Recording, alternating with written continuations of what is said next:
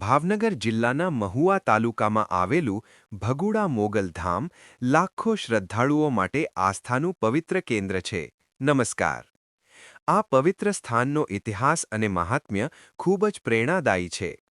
ભગુડામાં મા મોગલના આગમન સાથે આહિર જ્ઞાતિના નિત્યાનંદ એટલે કે નથ્થુ બાપાના પરિવારનો ઇતિહાસ જોડાયેલો છે. લોકવાયકા મુજબ વર્ષો પહેલા આ વિસ્તારમાં ભયંકર દુષ્કાળ પડ્યો હતો.